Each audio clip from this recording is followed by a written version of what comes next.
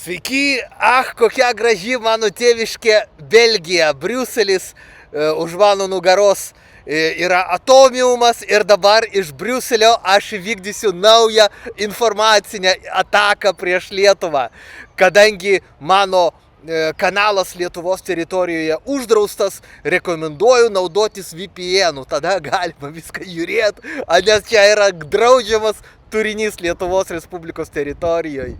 Raginu visus naudotis VPN-u. Šiandien 7 metai nuo tos džiugios dienos, kai aš sudaužiau Jono Noreikos lentą, fašisto Jono Noreikos, už tai, kad jis nužudė 14 000 žmonių. Ir yra keli požiūriai, kodėl aš tai padariau. Nuo pat pradžių aš sakiau, kad aš sudaužiau Jono Noreikos lentą dėl to, kad man gaila žydų, 14 000 žydų. Ir tai yra tiesa. Bet vėliau aš pasikalbėjau su savo vaikystės draugė. Kuri pažįsta mane nuo tų laikų, kai aš nemokėjau kalbėti iš viso. Tada mes su jas susipažinom. Ir ji man sako, ne, tu visada buvai chuliganas, sako. Tu sudaužei Jono Noreikos lentą dėl to, kad tau buvo nuobodu. Ir aš pagalvojau,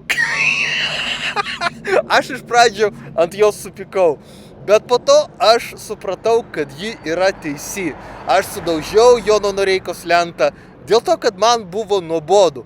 Va, jis sako, kai tau buvo 3 metai, tu davėjai man sagą ir pasakėjai, kad tai yra tabletė ir kad aš turiu ją praryti. Ir aš prarijau. Ir po to tu man davėjai antrą tabletę ir pasakėjai, kad tai yra antra tabletė. Antrą sagą davėjai. Ir aš antrą sagą prarijau. Tau buvo tiesiog nuobodu. Tada tu visada buvai banditas. Ir tada tu tiesiog buvai banditas Vilniuje. Ir galvojai, ką tau sudaužyti, kokį nusikaltimą tau padaryti, nes tau buvo nuobodu. Vat. Ir aš supratau, kad tai yra tiesa. Tiesiog aš esu vandalas ir raginu visus būti visada vandalais.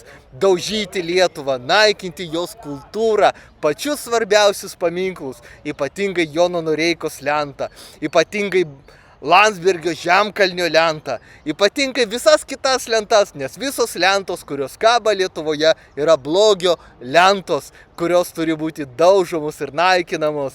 Ir štai praėjo 7 metai. Ir 7 metus mane gaudo Lietuvos policija, kad pasodintų į kalėjimą. Ir tokia sena, smirdanti pizda Aušra Maldeikienė sakė, kad aš slėpiuosi Rusijoje. Štai aš ne Rusijoje, štai aš savo tėvynėje, Belgijoje. Kaip malonu. Raginu visus visada kovoti prieš Lietuvą, naikinti jos kultūrą, daužyti visą jos kultūrą. Delfis tais laikais rašė, kad man teks eiti į Belangę, neišvengsiu Belangės.